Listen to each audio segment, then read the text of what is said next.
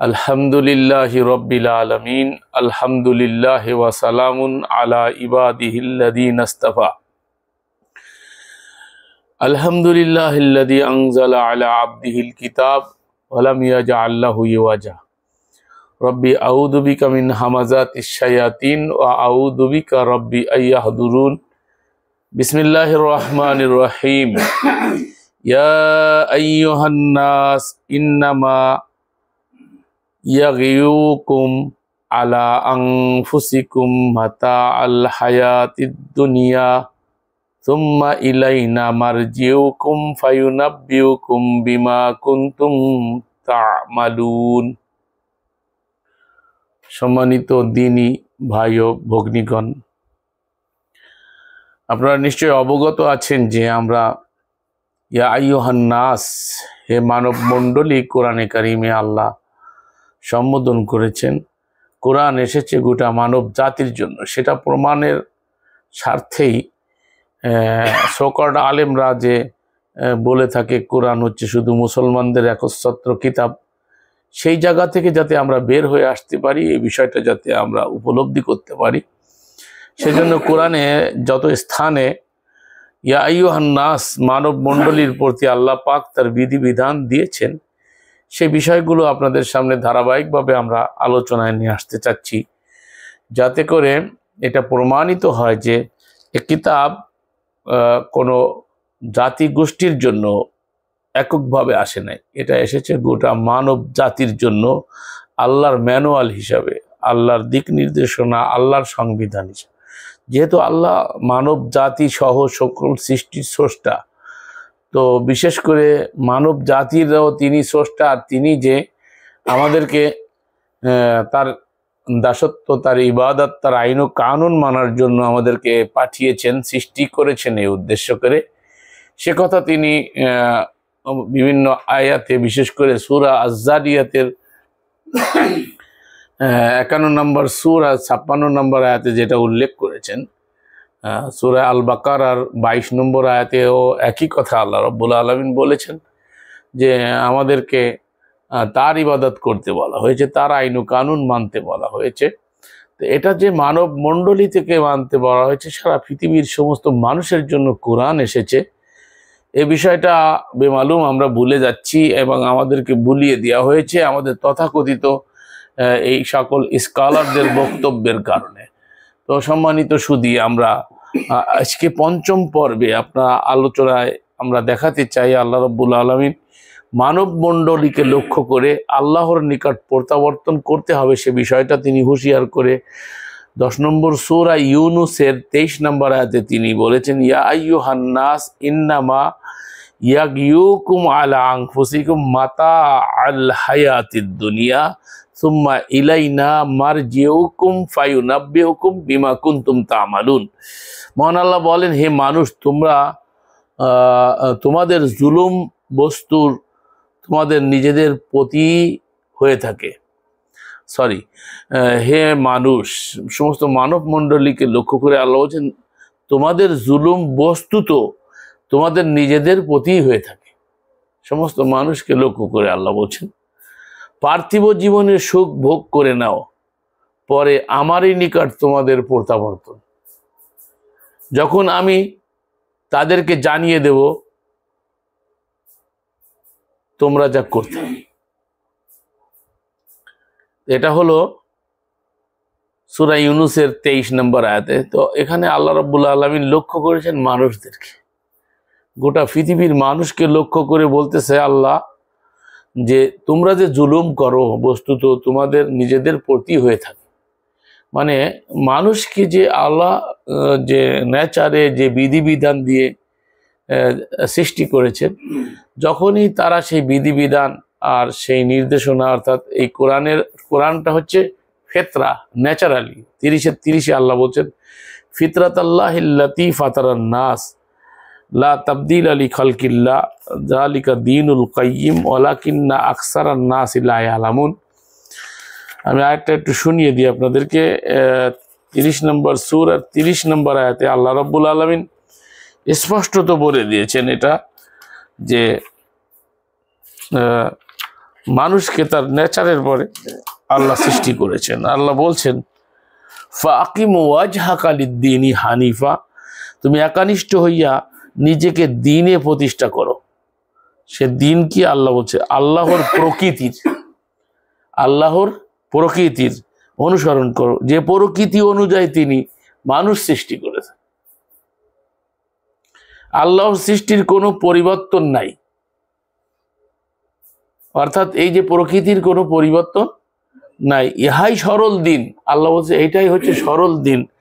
ওয়ালাকিন্না আকসারান নাস লা ইয়ালামুন, কিন্তু অধিকাংশ লোক জানে না, বেশিরভাগই জানে না। আল্লাহ বলতেছে তাহলে আল্লাহ রাব্বুল আলামিন যে ন্যাচারেরই যে ব্যবস্থা রেখেছেন, সেই ন্যাচার বিরোধিতা যখনই করছি তখন কি হচ্ছে?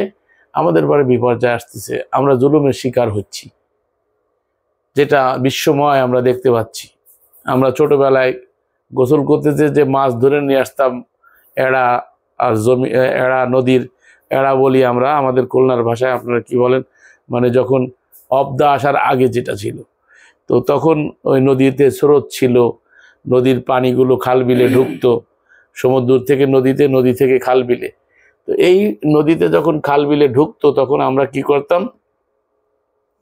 আমরা ওই ওখানে যে মাছ ধরে নিয়ে আসতাম, তাজা মাছ শিকার করতাম। এখন দেখেন সেই মাছ এখন আর পাওয়া যায় না, বিলুপ্ত হয়ে গেছে। দেশি প্রজাতির মাছ বিলুপ্ত হয়ে গেছে। পকেট ঘের, আমার এলাকায় বিশেষ করে ফকিরহাটে, বাগেরহাটে পকেট ঘের করে করে অবদার ভিতরে আমরা মাছের ফিট খাওয়াইয়া, ট্যানারির বর্জ্য টর্জ্য দিয়ে ফিট বানানো হয়, সেই ফিট খাওয়ায় অল্প দিনের মধ্যে মাছকে বৃদ্ধি করা হয়। ওই মাছ হয় বিষাক্ত, ওই মুরগি অল্প দিনের মধ্যেই বিশাল বড় হয়ে যায়। ওই যে মুরগিগুলো যে বিষাক্ত, ওই বিষাক্ত জিনিস খেয়ে খেয়ে আজকে আমরা রোগাগ্রস্ত হচ্ছি।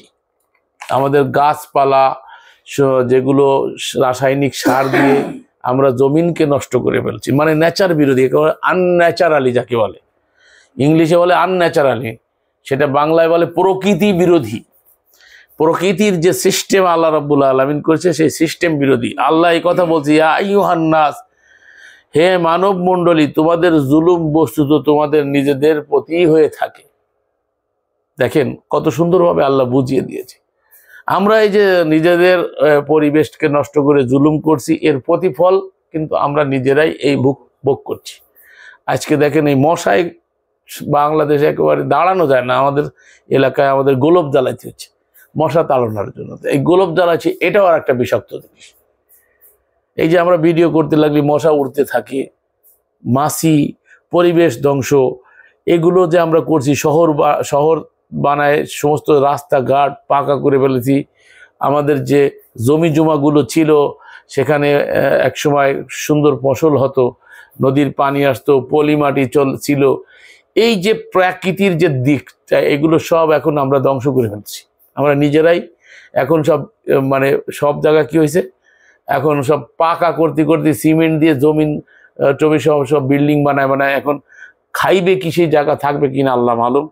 এমনভাবে করে প্রকৃতিকে আমরা ধ্বংস করে ফেলতেছি, যার কারণে আজকে দেখেন ঘনবসতিতে মানুষের জীবনযাত্রা কত কঠিন হয়ে গেছে। তো এই যে প্রকৃতিকে ভারসাম্য নষ্ট করতেছি, নদী নালা বন্ধ হয়ে যাচ্ছে, প্লাস্টিক আনিয়া, আগে কাঁসা পিতল ছিল, সেখান থেকে আমরা উন্নত করতে করতে এখন সব প্লাস্টিক হয়ে গেছে। মানুষও প্লাস্টিক, মোবাইল প্লাস্টিক, সোনার থেকে আনে মোবাইল না হইলে আগে সোনার গহনার প্রতিযোগিতা ছিল, সোনার টাকা দিরাম দেড়হাম, এখন আমরা কাগজে, এখন মোবাইলের হাওয়ার মধ্যে বিকাশে টাকা ঢুকে গেছে। এই যে নেচার বিরোধী, প্রকৃতি বিরোধী, কয়টা বলবো বলেন? আল্লাহ বলতেছেন কোরআনে কারিমে, হে মানুষ, তোমাদের জুলুম, এই যে তোমরা জুলুম করতেছো, অত্যাচার করতেছো, অত্যাচার জুলুম বলা হয় যে পাত্রে যা রাখা উচিত সেই পাত্রে তা না রেখে অপাত্রে রাখাটা তার প্রতি জুলুম। তো যেই মর্যাদা পাওয়ার উপযুক্ত আল্লাহ, সেই মর্যাদা আল্লাহকে না দিয়ে অন্যকে দিয়ে আল্লাহর প্রতি জুলুম। এই জন্য শিরিককে জুলুম বলা হয়েছে, ইন্না শিরকা লাযুলমুন আযীম।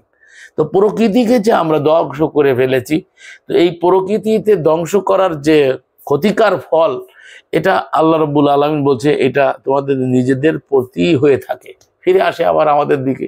অল্টারনেট আমরা এগুলো খাচ্ছি আর গ্যাসের ওষুধ খাইতেছি। আর কোম্পানিগুলো কি করতেছে, এমন ওষুধ তৈরি করতেছে যে ওষুধ খাইলে আবার ফিরে ওষুধ খাইতেই হবে আপনাকে, আপনি ওষুধ নির্ভর হন। অথচ এক সময় আল্লাহ, এই আয়াত আমি সামনে পড়বো, আল্লাহর কদে যা ইয়া আইয়ুহান নাস, ওখানেও মানব মণ্ডলীকে লক্ষ্য করে আল্লাহ বলতেছেন। সূরা ইউনূসের 57 নম্বর আয়াতে আল্লাহ বলতেছেন যে মাউইযাতুম মির রাব্বিকুম ওয়া শিফাউল লিমা ফিস সুদূর। এই কোরআন ন্যাচারালি যে ব্যবস্থাটা ছিল, এটা মানুষের জন্য শিফা, আরোগ্য ছিল। তার মানে কোরআন মোতাবেক ন্যাচারালি জীবন যখন করবেন তখন রোগ হবে না, রোগই থাকবে না। রোগ তো হচ্ছে এই কারণে যে আনন্যাচারালি হয়ে গেছি, ওই ফিতরাত ন্যাচারালি দিন থেকে আমরা সরে গেছি। যেই দিনের পরে আল্লাহ বলছে যালিকা দীনুল কাইয়িম, এটা হচ্ছে প্রকৃত দিন, সুদৃঢ় দিন। ওয়ালাকিন্না আকসারান নাস লা ইয়ালামুন, মানুষ জানে না, অধিকাংশ মানুষ জানে, মেজরিটি জানে না। আর আমাকে দলিল লেগেছে মেজরিটি, অধিকাংশ মানুষ। এত হুজুর, এরা কি কিছুই বোঝে না? সব হুজুরই কি ভুল করে? পৃথিবীতে এত মানুষ, সবাই কি ভুল করছে? রাসায়নিক সার না দিলে এখন হয় না। এই যে আমাদের হানিফ মোল্লার ঘের বানাইছে, ওই যে ঘেরের মধ্যে বসে বসে ভিডিও করলাম, হানিফ নৌকা চালাচ্ছিল ইন্ডিয়া কলকাতায়, ও যে ঘেরটা করছে, ওই ঘেরে কোনো খাবার দেয় না, রাসায়নিক কোনো, এই যে রাসায়নিক কি জানি বলে ওকে, এই যে সারটার প্রয়োগ করা, তারপরে ওখানে ওই যে আনন্যাচারালি খাবার যেটা দিলে মাছ তাড়াতাড়ি তার গ্রোথ বাড়ে। আশেপাশে মাছ লাফাচ্ছে দেখলাম, অথচ হানিফের ঘেরের মধ্যে কোনো লাফালাফি নাই। ওই প্রকৃতির পানি, তো হানিফের মাছ বড় হয় না, সময় লাগে। আগে যে প্রাকৃতিক সিস্টেম, সেটা এখন জমিনটাই আনন্যাচারালি হয়ে গেছে, অলরেডি লস হচ্ছে, লসের পরে লস হচ্ছে। এটার কারণ কি? এটার কারণ হলো যে আমরা প্রকৃতিকে ধ্বংস করে দিয়েছি। আল্লাহ বলতেছেন 30 নম্বর সূরা 30 নম্বর আয়াত, ফাকিম ওয়াজহাকা লিদ-দীনি হানিফান ফিতরাতাল্লাহিল্লাতী ফাতারান নাস আলাইহা লা তাবদীলা লিখালকিল্লাহ যালিকা দীনুল কাইয়্যিম ওয়ালাকিন্না আকসারান নাস লা ইয়ালামুন। তুমি একনিষ্ঠ হইয়া নিজেকে দ্বীনে প্রতিষ্ঠিত করো, সে দিনটা কি আল্লাহর প্রকৃতির অনুসরণ করো, যে প্রকৃতি অনুযায়ী তিনি মানুষ সৃষ্টি করিয়াছেন। আল্লাহর সৃষ্টির কোনো পরিবর্তন নাই, ইহাই হলো সরল দিন, কিন্তু অধিকাংশ মানুষ জানে না। তাহলে এখন আমরা এই সরল দিন থেকে সরে যাওয়ার ফল আজকে আমরা ভোগ করতেছি।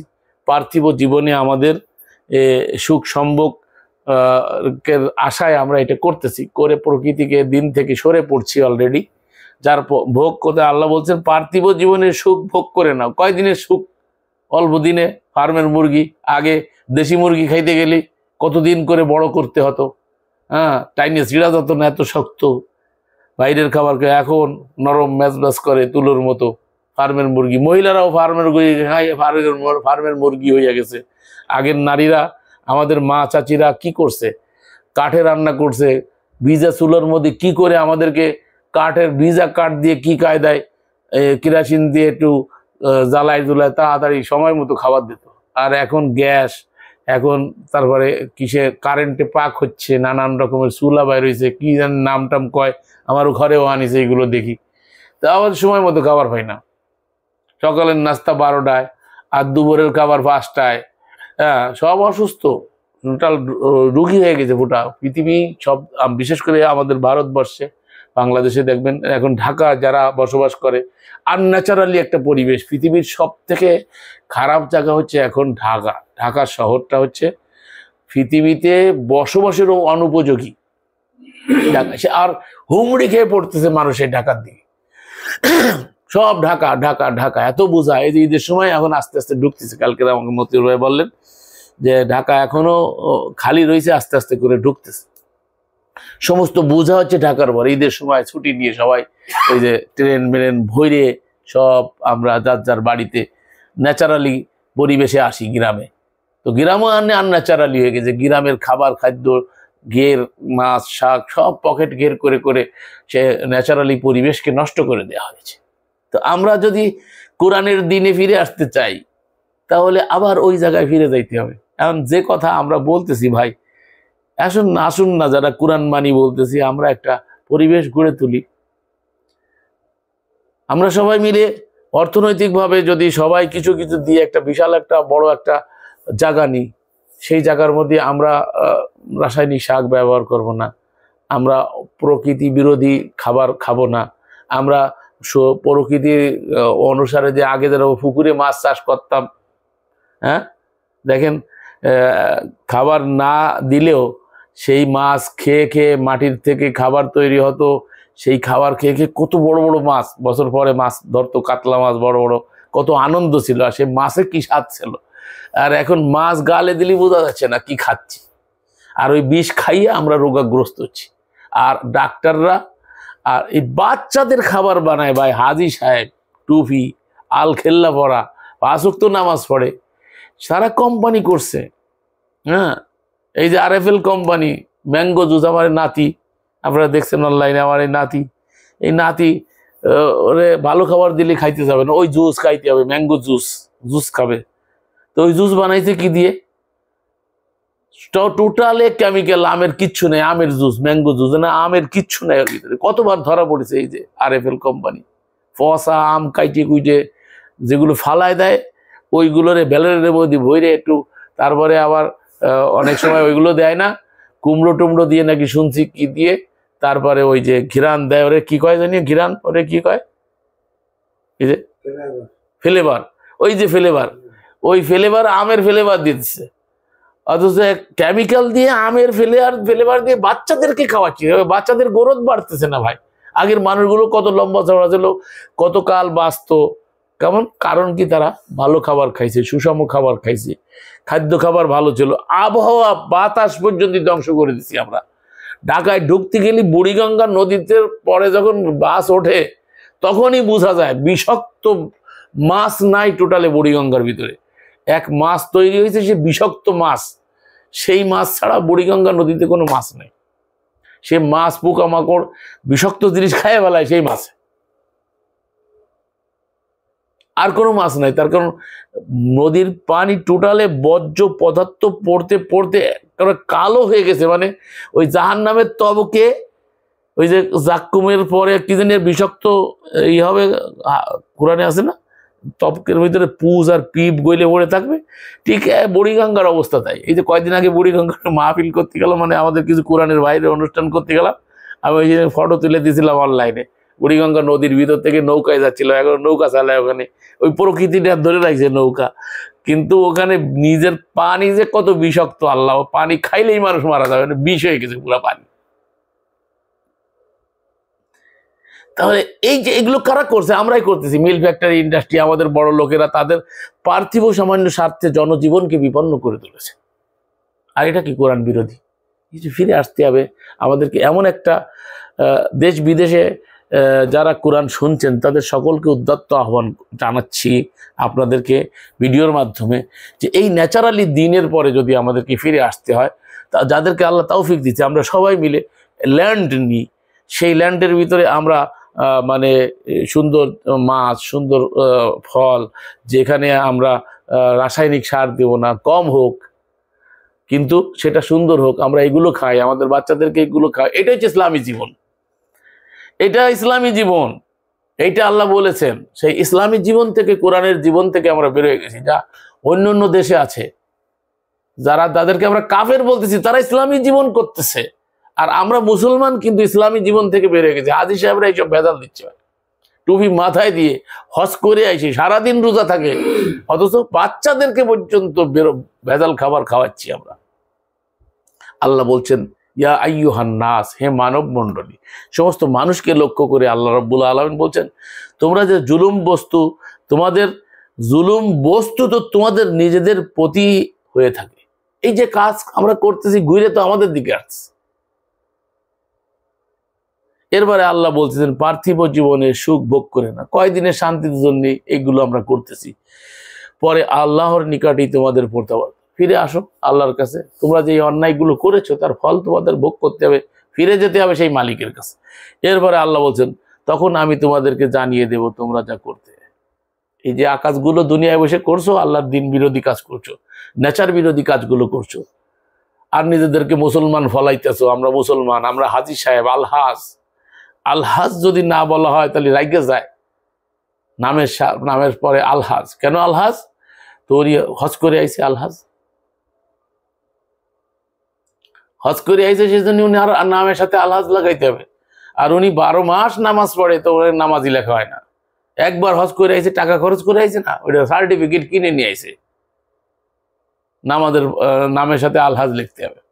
থানবীর একটা গল্প মনে পড়ে গেল, ওনার বইয়ের মধ্যে পড়েছিলাম, তাসহিলুল মাওয়ায়েজ, ছাত্র জীবনে।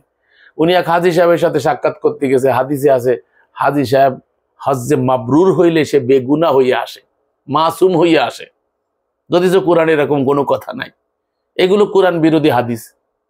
তো হাদিসে আছে যে হজ্জে মাবরুর করে, ঘুরে আসলো, ওখান থেকে সেরেক করে আসলো, ঘর ঘুরিছে, হাজরে আসতে ই করছে, হ্যাঁ, ওই গুনা চুমা দিছে, গুনা মাফ করাইছে, সেরেক করে আইছে, পাথরে গুনা মাফ করে আসা, তারপরে জুতোর চিহ্নের সামনে সিজদা করে আইছে, করে আইসে টেসে, হ্যাঁ, তারপরে সেরেক করে আইসে, তারপরে বড় মোমেন সাজছে, গুনা সব মাফ হইয়া গেছে।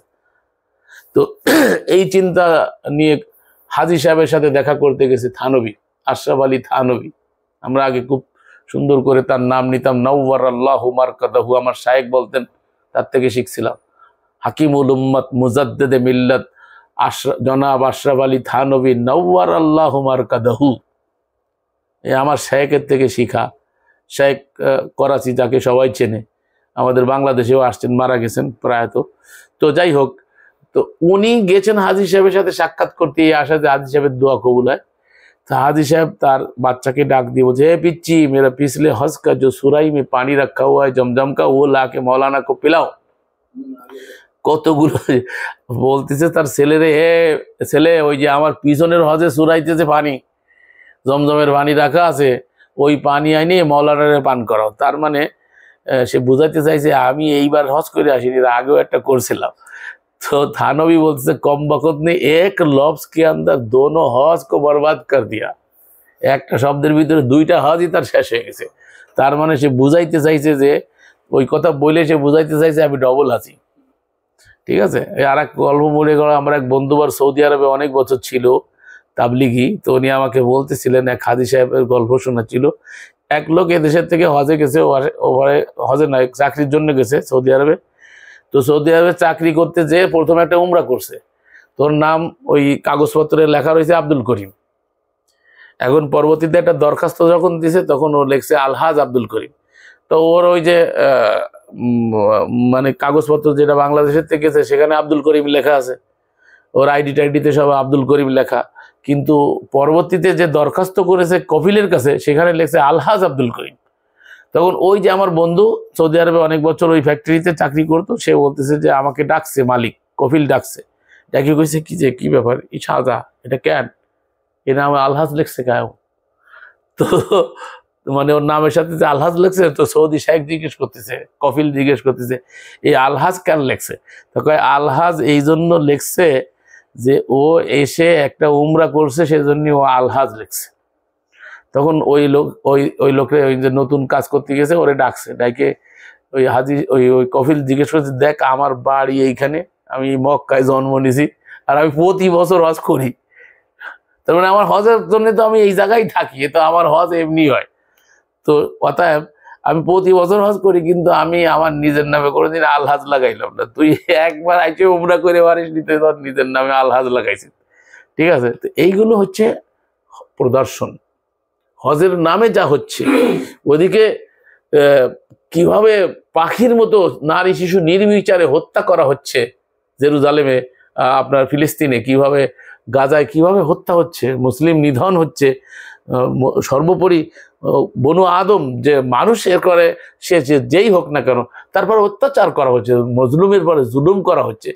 সৌদি কোনো কথা বলে না, আর আমরা যাই সৌদি সরকারে উমরা করতেছি, উমরা বড় লোকেরা এসে উমরা করতেছে, আর ওরা কি করতেছে, সে সমস্ত রেমিটেন্স, এই সমস্ত টাকা নিয়ে, এই হজের থেকে বিশাল অঙ্কের টাকা সৌদি সরকার লাভ করে, সেই টাকা দিয়ে তারা কি করে, ওই প্রমোত্তরই বানাইছে, নারীদেরকে নিয়ে ড্যান্স করে। আর এই যে বাংলাদেশে কয়েকদিন আগে সাক্ষাৎকার দিয়েছিলাম, এক মহিলা সৌদি আরবে যে কিভাবে নির্যাতিত, আল্লাহ মাফ করুক, দেখাইতেই মনে যাচ্ছে। আমি আমার মোবাইলটা কই রাখলাম, সেই মোবাইলটা ওই মোবাইলের মধ্যে দেখেন যে আমি দেখাচ্ছি একটু পরে কিভাবে, এই যে এখানে রাখছি, কিভাবে তারা মানে বন্ধ করে দিতে চায়। আবার অ্যাপস একটা আছে ঝামেলার অ্যাপস। তো এইভাবে করে সৌদি আরবে বাংলাদেশের থেকে নারীদেরকে নিয়ে যাচ্ছে, তাদেরকে দালালের মাধ্যমে তাদেরকে নাকি কিনে নিয়ে তারা দাসী বান্দি বানাচ্ছে। নাস্তিকরা আবার তা বলতে আপত্তি করতেছে। আর নারীদেরকে কিভাবে নির্মমভাবে এদেশের থেকে নিয়ে যায়, ভারতের থেকে নিয়ে যায়, তাদের ঘরে কিভাবে অত্যাচার করে। তারা কি করে, ওই নারীদেরকে জোড়ায় জোড়ায় মারে, খাবার দেয় না। অথচ সৌদি আরবে সব থেকে বেশি, বিশ্বের সব থেকে বেশি খাবারের অপচয় হয় সৌদি আরবে। বড় বড় খাসি রোস্ট, আস্ত রোস্ট, সৌদি আরব ছাড়া আর পৃথিবীতে এরকম কোথাও নেই। এই বাংলাদেশে দুই একটা এখন দেখা যায় খাসি টাসি জুলের আগে সৌদি আরবের স্টাইলে পাকায়, খেফসা না কি জানি খায়। আমাদের কিছু সৌদি আরবে ওই মতিউর রহমান মাদানির সাগরেদ পাগরেদ আমার কাছে আসতো আগে, দেখছেন আপনারা। তো ওরা ওই সালাফি যারা আছে এরা এরকম খাওয়ায়, খাইয়ে খাই সব মোটা হয়। আর ওই সব ফার্মের জিনিসপত্র সব, ওখানেও সব ফার্মের। ওইখানে সৌদি আরবে বেশিরভাগ মানুষ শেষকালে কিডনি নষ্ট হয়ে যায় মানুষের। এইগুলো তো ওই যে অল্প দিনে তৈরি করে, তারপরে নেচার বিরোধী খাবার, হ্যাঁ, কৃত্রিম বৃষ্টির মাধ্যমে। আগে তো ওখানে ন্যাচারালি যে খাবার ছিল সেটা হচ্ছে খেজুর, আর ওই পাহাড়েতে পর্বতে উট ভেড়া দুম্বা এগুলো পালতো তারা। এখন তো ওই যে ফার্ম টার্ম বানায়, যে ফার্মের মধ্যে অল্প দিনে এই সমস্ত খাবার খাওয়ায়, বড় বানায়। আর এই ফার্মের মুরগি বেশি রোস্ট ওই সৌদি আরবে বেশি খাওয়ায়। এগুলো আস্ত আস্ত খাবার খাচ্ছে। অথচ বাংলাদেশের থেকে নারীদেরকে নিয়ে তার প্রতি কিভাবে জুলুম অত্যাচার করে মেয়েদেরকে নিয়ে, আর বলে যে এরা বাদী। তা এটা আবার ইসলামী দেশ। এই যে ইসলামী দেশে কি হচ্ছে দেখেন, আপনি যদি অনলাইনে সার্চ দেন সৌদি আরবে, ভারতে একটা প্রদেশ আছে, সেই প্রদেশ থেকে ছোট ছোট বাচ্চাদেরকে নিয়ে যায়, শেখরা কিনে নিয়ে যায় তাদেরকে বাড়ি করতে। আর ওই এলাকার লোকজন মেয়ে হইলে খুব খুশি, আর মেয়েদেরকে খুব লালন পালন করে শায়েকদের জন্য। একটা শায়েকরা একটা মেয়ে দিতে পারলেই তারা কি করে, বাড়িঘর বানায় দেয়। আর ওই মেয়েকে নিয়ে তারা ব্যবহার করে আবার আর এক শায়েকের কাছে বিক্রি করে দেয়। এভাবে রোলিং হতে থাকে। আর এত অত্যাচার করে। এই যে এক মহিলা কয়েকদিন আগে সাক্ষাৎকার দিচ্ছে, আমি ফেসবুকে ছাড়ছিলাম, সৌদি আরবেতে এসে। তো তারপরে কিভাবে অত্যাচার করছে দেখেন, যে তাকে জানলা দরজা বন্ধ করে দিয়ে ঘরের মধ্যে অবরুদ্ধ করে রেখে তাকে কথা বলতে দেয় নাই, বাইরের সাথে করে সাক্ষাৎ করতে দেয় না। ইভেন তারপরে কি করে, যে সৌদিতে ফেরত নারী নির্যাতনের লোমহর্ষক বর্ণনা। আমি আর দীর্ঘ করতে চাচ্ছি না, আমি পেয়ে গেলাম যে জিনিসটা আপনাদেরকে একটু শুনে দিই। দেখেন এখানে কি বলছে, মহিলার কণ্ঠেই শুনি কি অবস্থা। এখানে সাক্ষাৎকার নিচ্ছে। এমন মারা মারছে, আমার জ্বরটা ফেটে গেছে। খাবার চাইলে ওনারা আমাকে খাবার দিত না, নামাজ পড়তে চাইলে আমাকে নামাজ পড়তে দিত না। সৌদি আরব মুসলমানদের তীর্থস্থান। আমাদের মতো যাতে লাইফ বরবাদ না হয়।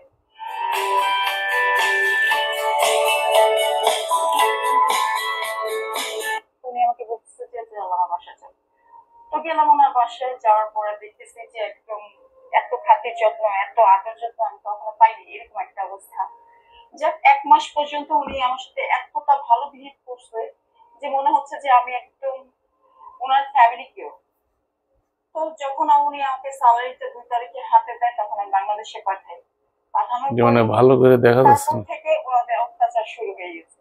তো সেখানে আপনি ভালো ট্রিটমেন্ট পাচ্ছিলেন, কিন্তু আপনাকে কোন কাজে আমাকে বলছে যে সৌদি আরবে যখন ওনারা সব প্রিপারেশন করছে, তখন আমি জানতাম না। আমাকে বলছে যে আপু আপনি কিন্তু কাতারে যাচ্ছেন। তো ঠিক আছে, কাতারে হলে তো আমার জন্য ভালো। তো যখন আমি সৌদি আরব ওখানে যাওয়ার পরে আমাকে আপনার বাংলাদেশ এয়ারপোর্ট থেকে যখন আমাকে টিকিট পাসপোর্ট হাতে গুছিয়ে দিল, তখন আমি আর খুলে দেখিনি যে আমার টিকিটটা কোথাকার। আমার তো একটা বিশ্বাস ছিল যে যখন উনি আমাকে 3টা দেশে পাঠিয়েছে, আমি ভালো ফ্যাসিলিটি পেয়েছি, ওখানে হয়তো বা আমি ওই একই মানে সিচুয়েশনে ছিলাম। যখন আমাকে বোর্ডিং পাস দেয়, তখন আমি বুঝতে পারলাম যে এটা তো তো আমাকে বলছে আপনাকে ট্রানজিট দিতে হবে। প্রবাসে যাওয়ার কারো ইচ্ছা থাকে, সৌদি আরবে যেন না যায়। এরপর আপনার বাংলাদেশে না, তারপর আমি ওই আপু থেকে মোবাইল নিয়ে তারপর বাংলাদেশ এজেন্সিতে ফোন দিলাম, যার মাধ্যমে আমি গেছি। তো আমার ফ্যামিলি থেকে আগে থেকে শুনি উঠে ওনার যে লাঠি ছিল ওইটা দিয়ে পিটাইতো, এরকম করে হসপিটাল নিয়ে গেছে। যখন পুলিশ আগে থেকে শুনি যে তোকে মারছে নাকি, তখন আমি করতাম রুমে না শুয়ে ওয়াশরুমে চলে যেতাম। ওয়াশরুমে যে দরজা লাগে আগে থেকে সারা রাত ওখানে বসে থাকতাম। ময়া আদি মাফি ময়া এরকম পানি দিত না। আচ্ছা, পানি দিবে না হোসেন? না, পানি নাই। খাবার চাইলে দিবে না হোসেন? নাই, বাদে মানে পরে আইনা দিব। এরকম করতে করতে দেখা যাচ্ছে যে ওরা খাবার খেয়ে যা বাঁচে সেটা কি করে ডাস্টবিনে ফেলে দেয়। এমন করতে করতে এরকম 3 মাস 4 মাস হয়ে গেছে। যখন আমি একটু কাজে থেকে একটু যখন দুর্বল হয়ে পড়ি তখন কাজে থেকে একটু স্লো হয়ে গেছি। ওখানে আমাকে দেওয়া হচ্ছিল লুলু সুপার মার্কেটে, ওই সৌদি আরবে যে একটা লুলু হাইপার সুপার মার্কেট আছে ওখানে দেওয়া হচ্ছিল। ওখানে আমাকে না দিয়ে ওনার হাউসে নিয়ে রাখছে, ওখানে আমি কাজ করবো। ওই মালিককে বলছে শোরুমে যাওয়া লাগবে না, তোর এখানেই কাজ করবো। তারপর আলহামদুলিল্লাহ আমি মেনে নিচ্ছিলাম। দেখা যাচ্ছে যে আমি একটু কাজে স্লো হলে ওনার মেয়েদের ডেকে নিয়ে আসতো, কেউ চুলের মধ্যে ধরতো, কেউ হাত চেপে ধরতো, কেউ পা চেপে ধরতো, লোহা জাতীয় জিনিস ওগুলি দিয়ে গিরায় গিরায় মারতো। তখন আমি সহ্য করতে পারতাম না, তখন ছুটাছুটি করতাম। যখন অজ্ঞান হয়ে পড়তাম তখন ছেড়ে দিত। তো 3 ঘন্টা 4 ঘন্টা পর্যন্ত আমার জ্ঞান থাকতো না। যখন জ্ঞান আসতো তখন আমি উঠে হাঁটতে পারতাম না। পায়ের তলাতে লাঠি দিয়ে বা রড দিয়ে মারতো। প্রতিনিয়ত এরকম টর্চারিং করছে, প্রতিনিয়ত। রাত হইলে দরজা নক করতো, দরজা নক করে বসে থাকতাম, ঘুমাতাম না। কখন কে আমার উপর হামলা করে আমি এইরকম একটা ভয় কাজ করতো। তো আমি কি করতাম, রুমে না শুয়ে ওয়াশরুমে চলে যেতাম। ওয়াশরুমে যেয়ে দরজা লাগায় লক করে সারা রাত্র ওখানে বসে থাকতাম। ওই ভদ্র মহিলা ওনার মেয়েদেরকে ডাকায় নিয়ে আসতো, ছেলেরা তো কাজে চলে গেছে, মেয়েদেরকে ডাকায় নিয়ে আসতো। তো আমাকে প্রচুর এত মারা মারছে যে আল্লাহ যাতে কোনো মেয়েকে সৌদি আরবে না পাঠায়, এটা আমার রিকোয়েস্ট। আমার মতো যাতে হ্যারাসমেন্ট না হয়। আমার এমন একটা অবস্থা করছে যে আমি কখনো যদি নেক্সট আমি কখনো বিয়ে করি তাহলে আমি কখনো মা হতে পারবো না। ওরা আমাকে মানে এমন মারা মারছে, আমার জড়টা ফেটে গেছে। ওইটা আমাকে বাংলাদেশে এসে অপারেশন করা লাগছে। এমন হয়েছে ব্লাড যেতে যেতে অবস্থা খারাপ হয়ে যেত, একটা টাকা ওষুধ এনে খাওয়াইতো না। আমাকে নিয়ে হসপিটালে যখন গেছে আমার একদম ব্লাড যাচ্ছে, নাক মুখ দিয়ে তো ব্লাড চলে আসছে, এই দিতে তো ব্লাড যেতে যেতে আমার অবস্থা খারাপ। উনি আমাকে হসপিটাল নিয়ে যায়। তো একজন ডক্টর বলতেছে ওই পরিবারের কি যতজন ছেলে ছিল, মানে যতজন সদস্য ছিল সবাই, হ্যাঁ সবাই, ছেলে মেয়ে নাতি নাতি যা ছিল, বয়স্ক মহিলা, উনি লাঠি দিয়ে হাঁটতে পারে না। উনি উঠে ওনার যে লাঠি ছিল ওইটা দিয়ে পিটাইছে। করে হসপিটাল নিয়ে গেছে। যখন পুলিশ আমাকে জিজ্ঞেস করছে যে তোকে মারছে নাকি, তখন আমার মুখটা এইভাবে চাপা দিয়ে ধরে একটা রুমের মধ্যে নিয়ে পরে উনি ওনার হাজবেন্ডকে ফোন দিছে, তুমি গাড়ি। দেখলেন তো এই মহিলা ওই যে সৌদি আরবের স্টাইলে তার হেজাব বস্তাবন্দি। আসলে এই যে হেজাবের অন্তরালে কি হচ্ছে, এই হেজাবের নামে এই বোরকা, এটা ইসলাম নয়। আমরা এগুলো বলি তাইতে আমাদেরকে অনেকে নাস্তিক মাস্তিক অনেক কিছু বলে। তো আল্লাহ যে কথা বলছে আমাদের সৌদি আরব যদি ইসলামের তীর্থ হবে, সৌদি আরব আমাদের জন্য কোনো দলিল না। কোরআনে আল্লাহ কি বলছে, বিধানে আল্লাহ কি বলছে, এটা কি করতে বলেছে? কোথাও বিধানে আছে? আপনি একটা ইউরোপ কান্ট্রিতে যান, কোনো নারী এরকম ইউরোপ কান্ট্রির কোনো রেকর্ড আপনি পাবেন না। ইউটিউবে আনে সার্চ দিলে সব পাওয়া যায়। কোনো নারীকে এইভাবে করে যারা উলাঙ্গ ঘুরে বেড়ায়, সেখানে আমরা নিজেরা দেখছি উলাঙ্গ ঘুরে বেড়ায়, ল্যাংটি পরে ঘুরে বেড়ায়, কিন্তু সেখানে মানুষ এরকম অত্যাচারিত না। আর এখানে পর্দার কথা বলে, হিজাবের কথা বলে ঘরের ভিতরে নিয়ে মুসলমানদের তীর্থ তাদের সাথে কি আচরণ করা হচ্ছে, এইগুলো সব নেচার বিরোধী। আল্লাহ যে দিন দিয়েছিল সেই দিন বিরোধী কর্মকাণ্ড, যে মানুষের জন্য বিধান এসেছিল। সৌদি আরবের ইসলাম আমাদেরকে সৌদিয়ান বানাইতেছে আমাদের হুজুররা। এই সৌদি আরবের হিজাব, সৌদি আরবের জুব্বা, সৌদি আরবের পাগড়ি, সৌদি আরবের স্টাইল বানাইতে চায়। সৌদি আরব কোনো দিন নাকি? দিন হচ্ছে কমপ্লিট কোড অফ লাইফ আল কোরআন। এখানে আল্লাহ গোটা মানব জাতির জন্য বিধান দিয়েছে। সেই বিধান মেনে চললে মানুষের মানবতার কল্যাণ হবে। যাই হোক সম্মানিত সুধী, তো আমরা একটু দেখালাম সৌদি আরবে। আপনারা যদি অনলাইনে চার্জ দিয়ে দেখবেন কত নারীকে নির্বিচারে একবার বাবা দর্শন করে, একবার ভাইয়ে দর্শন করে, আরেকজন আরেক শায়েক আসে, আরেকবার আরেক শায়েক আসে। এভাবে নারীরা তো, এটা তো দেখালাম নারীরা অত্যাচার করে, আমি তো ওইটা দেখাইনি, যে তো এটা লজ্জাস্কর ব্যাপার, সেজন্য আমি ওইটা দেখালাম না আপনাদেরকে। এখানে দেখে নারী হয়ে নারীর পরে কিভাবে নির্যাতন করছে। তো এটা যদি একটা ইসলামী দেশে হয়, আর যেটাকে আমরা মুসলমানদের তীর্থ মনে করি, সেইখানে যদি এই রকম দুর্নীতি আর গ্রস্ত হয়, তাহলে কি ইনসাফ হবে? ইসলাম তো জাস্টিস করতে এসেছে, কোরআন তো জাস্টিসের কথা বলে, ন্যায় বিচারের কথা বলে। তো এইগুলো কি আমাদের মুসলমানদের তীর্থস্থান যেটাকে আমরা ধরি, সেখানে যদি না থাকে, তা কোথায় থাকবে ইসলাম? আসলে এই জন্য ইকবাল দুঃখ করে বলেছেন যে ইউরোপে আমি ইসলাম দেখেছি, মুসলিম দেখিনি। আমার দেশে আমরা মুসলিম দেখেছি কিন্তু ইসলাম দেখিনি। তো ঠিক একই অবস্থা আমাদের দেশে এখন চলছে। সর্বত্র ইসলামের নামে এই প্রহসন চলছে। মহান আল্লাহ আমাদের সকলকে বুঝার, উপলব্ধি করার তৌফিক দান করুন। ওয়া মা আলার রাসূল ইল্লাল বালাগুল মুবিন।